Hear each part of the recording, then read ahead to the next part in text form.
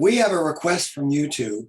The request is, what's the one thing that the hosts have seen in today's gift that really caught them off guard? They weren't expecting it. Arturo, do you have or Celeste, do you have one that comes to mind? Because I do. Yeah, go ahead, Celeste. Mine was Valeria with extreme protein. I was so impressed with how this young woman lives in the same town as Arturo in Mexico. And she came up with a way of making insects not only a dietary staple, but removing the stigma around processing, packaging, and eating them, which I thought was really, really wonderfully creative. And I really want to work with her. And I think that is the best form of a gift, when a child, a young adult, inspires you to do things differently from how you're currently doing them, because they're doing it better. And I think that's the best thing about gift, is that we get to learn you can always do it better. And you should be surprised, or shouldn't be surprised, where that inspiration comes from. So that's mine. Absolutely. Yeah, absolutely. What about you, Celeste?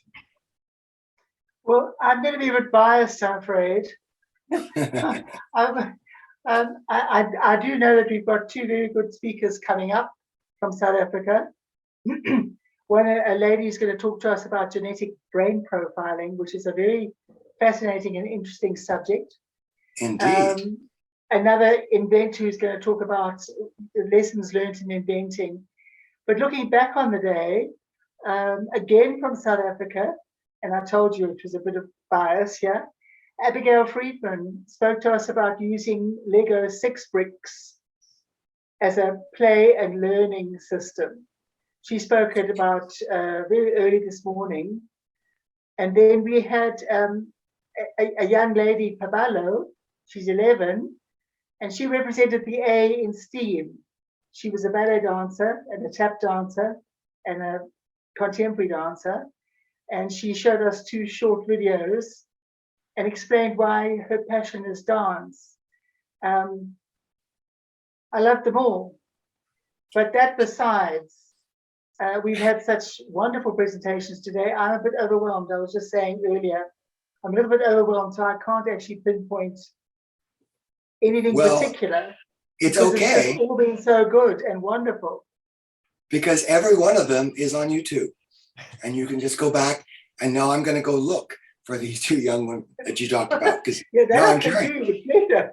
But I can't answer your question right this minute. Can I jump in and tell you? Sure. Okay, the one thing I really enjoyed is about 7 or 8 presentations. That's the one thing I enjoyed. There was a program, and it's called People of Play, and it's an activity that Jazz it runs, and it's kids designing toys and games. Okay, that sounds like such a silly, frivolous thing. Oh, kids are designing toys and games. Oh my God, they were amazing. They involved real engineering, incredible creativity. I was so impressed with what they had done. Jazz, I'm going to suggest to her that somehow she has to change the name because it sounds too frivolous. What they're really using is play as a engineering learning technique. It was just amazing, and anyone who is watching should go back, and as Jim said, it's all going to be on YouTube, and watch some of those presentations from those young people. Jake, what was the name of the presentation? People of Play. Got it. I'm looking it up on the schedule. She does. Jazz has a program where kids submit ideas, and these were I don't want to call them winners, but the top awardees from her program. And they were just amazing, absolutely amazing, the things that these young people had done. For people on YouTube and watching around the world, that was yesterday at 4:45. So look for that time stamp in the YouTube 24-hour playback, and you'll find it. Sorry, Arturo, go ahead. I love that this year they included the toys and games for pets. That was one of them. Yeah, I love that they included that. I think that's brilliant because it also adds like a new dimension, a new category for options, and also it's a signal that the program itself is evolving. So yeah, I agree with Jake.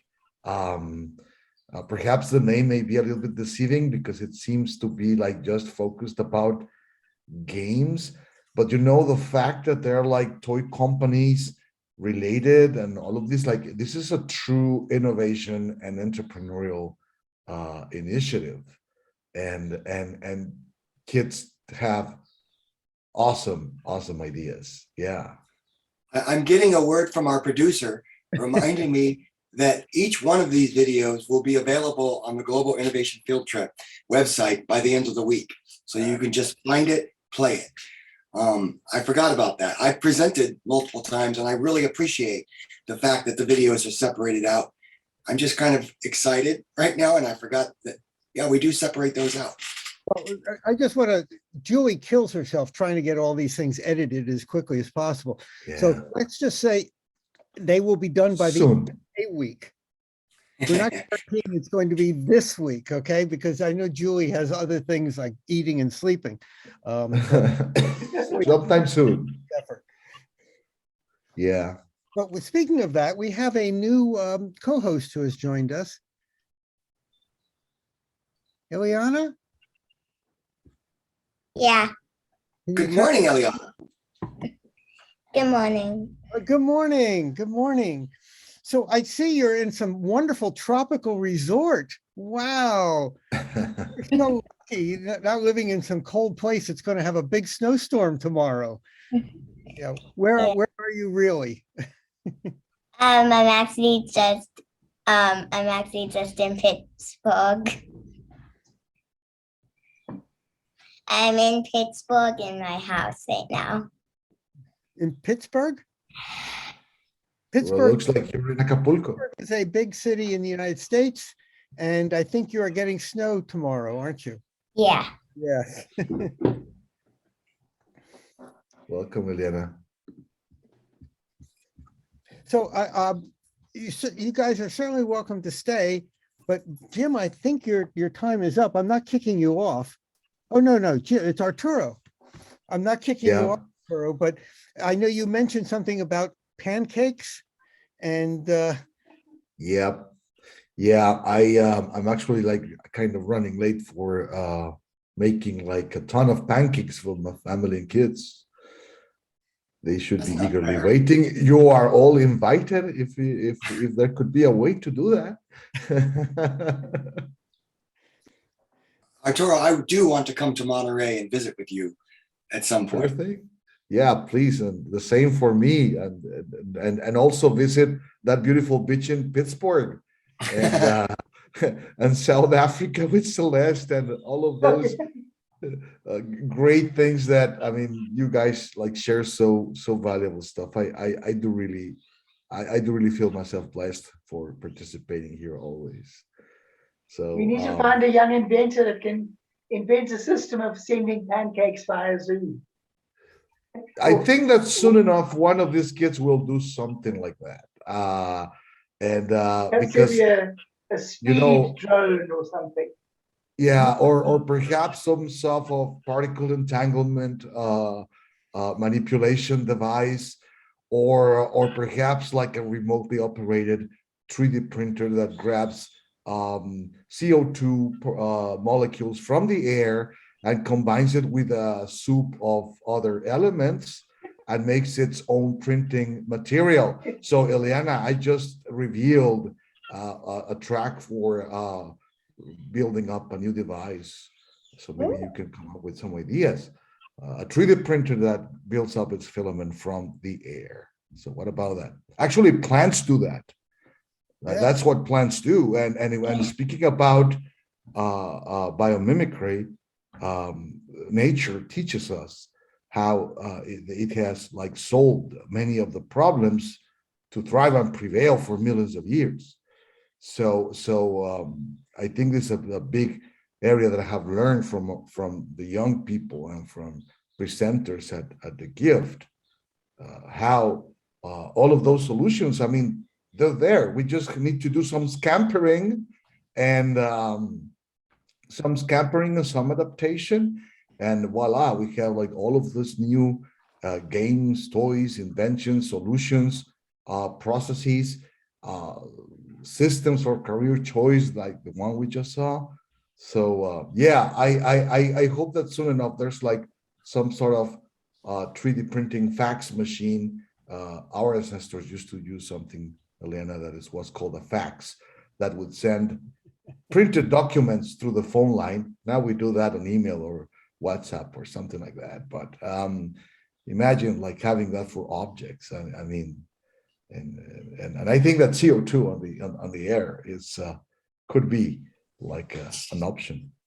So Arturo, if I may, Eliana, the thing about the fax machine that Arturo is talking about, that was invented in 1896. It was basically a signal across the telephone wire to a pen, and the pen knew where to move, and it drew out what the dots were, and it created an image, and that was the fax machine. And that technology did not change for 100 years until the internet came about, and the internet sends data the exact same way. It just doesn't draw it. It has a monitor that displays it.